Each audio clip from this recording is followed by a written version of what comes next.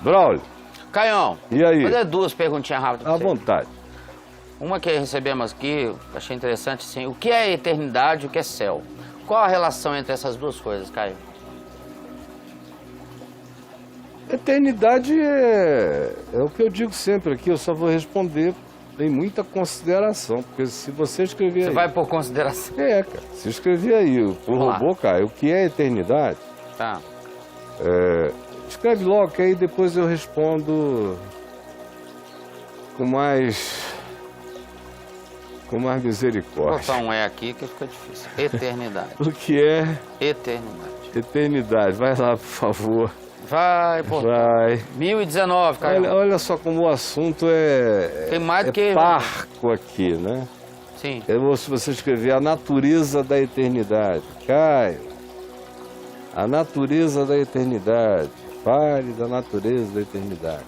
Então aí ele vai me ver dizer que a eternidade não é uma quantificação, é uma qualificação, que a eternidade não é tempo, e que a eternidade é estado de ser. É tudo dito aí. Só estou repetindo os slogans para ele. E céu não é um lugar. Céu é estado. Porque no conceito de céu há eternidade. Mas em nem todo conceito de eternidade há céu. Há pessoas que estão vivendo a eternidade sem céu.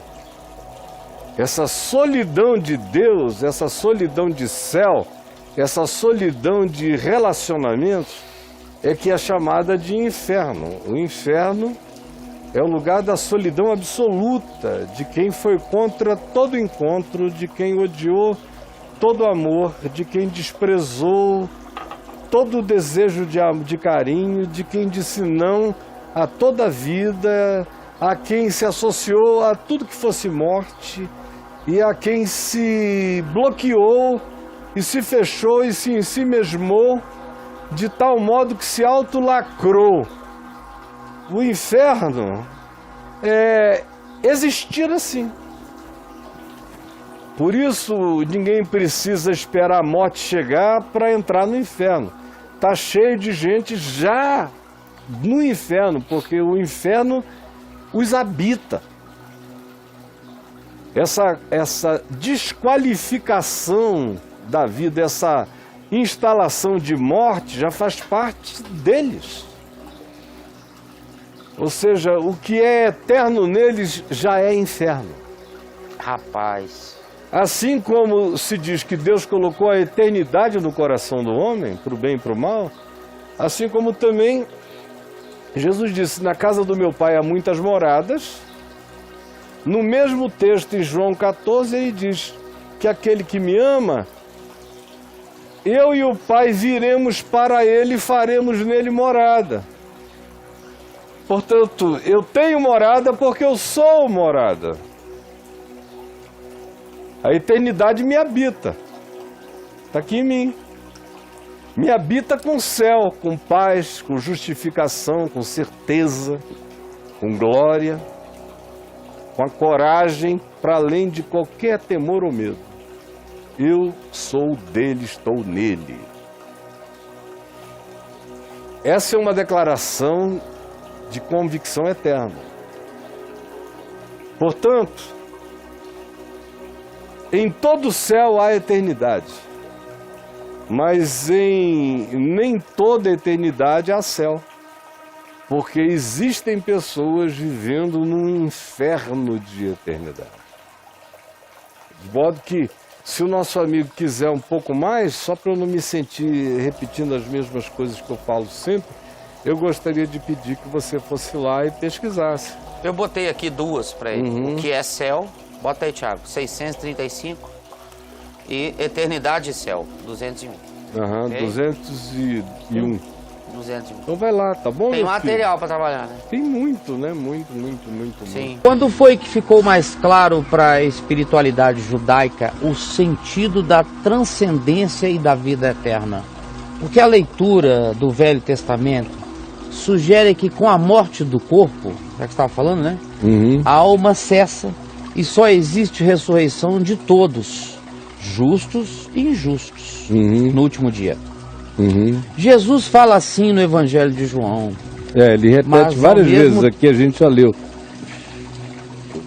E eu ressuscitarei no último dia. E eu ressuscitarei no último dia. Realmente no Evangelho de João isso se repete muitas vezes. Mas ao mesmo tempo que ele, Jesus, diz, tenha a vida eterna, aspas, ele diz ao ladrão na cruz, aspas, hoje mesmo estarás comigo no paraíso.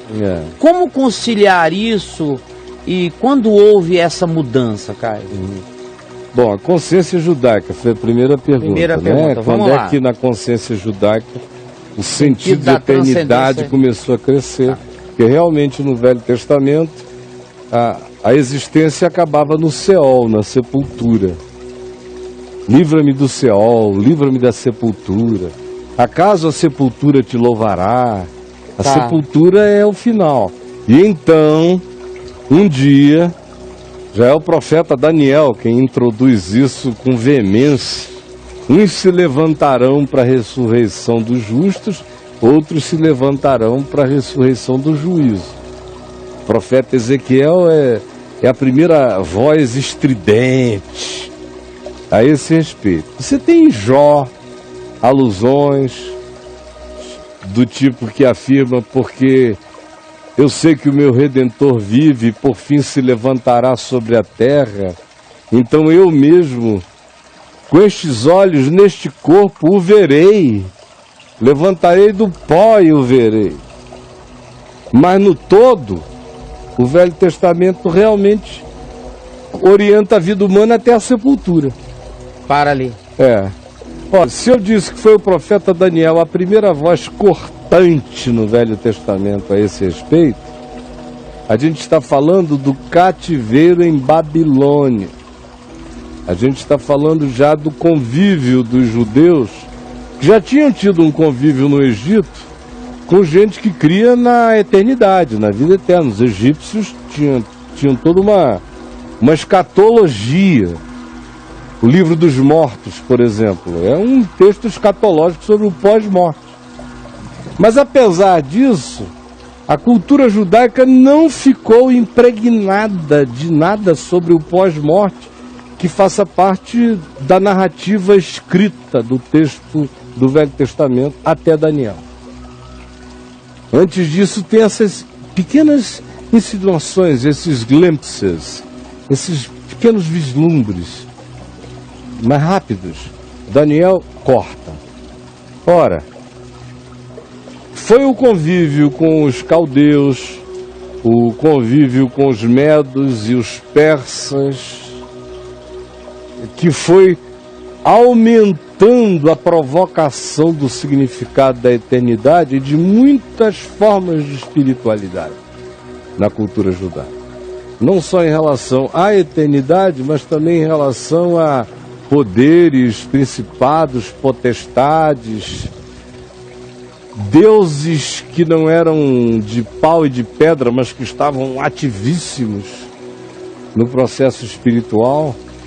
E, sobretudo, você veja que é no livro de Ezequiel, o livro de Ezequiel acontece no cativeiro em Babilônia, no desterro, quando se tem a narrativa daqueles objetos girantes que invadem o rio lá, zigue-zagueando. Ezequiel descreveu aquilo chocado. Daniel é quem fala de principados e potestades, o príncipe da Pérsia, o príncipe da Grécia, o príncipe de Israel. Ele olha para o mundo invisível e diz: existem poderes agindo por trás das forças políticas imediatas. Então há um salto, eu diria, de natureza quântico-espiritual na percepção de muitos em Israel. Foi a partir dali que isso começou a se desenvolver. Isso foi a primeira pergunta. A segunda, que vem no bojo, é a leitura do Velho Testamento sugere, né? É Jesus. Se de um lado Jesus parece fazer a mesma leitura do profeta Daniel. Morre e é ressuscitado no último dia. Fala assim no Evangelho de João. Ao mesmo tempo em que Jesus diz ao ladrão, hoje mesmo estarás comigo no paraíso, e ao mesmo tempo que Jesus diz, aquele que crê em mim tem a vida eterna, já passou da morte para a vida. Tá. Eu pessoalmente creio que quando Jesus ecoa Daniel sobre essa ressurreição, levantar-se-ão do pó, como termina o livro de Daniel dizendo, uns para a ressurreição do juízo da vida, outros para a ressurreição da própria degradação. Quando ele diz isso, ele está de fato afirmando o que haverá. Haverá um dia de ressurreição. A eternidade humana não será etérea. Como diz Paulo em 1 Coríntios 15, ele diz, existe corpo terreno e existe corpo celestial. Assim como uma é a carne dos peixes, outra é a carne das aves, outra é a carne dos animais, outra é a carne dos humanos, assim também existe corpo natural, corpo terreno, e existe corpo celestial, espiritual, mas é corpo. Existe uma corporeidade na plenitude da eternidade. Quando ele disse ao ladrão, hoje mesmo estarás comigo no paraíso, ele não estava se referindo a esse ente aonde a plenitude da eternidade tinha se manifestado. Ele está se referindo a esse ente que entra no gozo da glória de Deus, mas ainda há coisas a acontecerem no destino eterno dele. Haverá o dia em que esse ente espiritual que já prova a eternidade hoje, receberá um corpo, como o corpo de Jesus ressuscitado. Se você morre hoje aqui, você entra na eternidade, já passou da morte para a vida. Mas haverá um dia em que haverá um Braulio glorificado, um Braulio Cristo ressuscitado da morte, um Braulio que come e atravessa, um Braulio que tem materialidades e um Braulio que já não carrega mais a ambiguidade do corpo de morte nem do morrer. Um Braulio cristificado. Caraca. Crescendo cristificadamente para sempre. Esse é o significado, em síntese, do ensino do Novo Testamento para quem não quer complicar as coisas.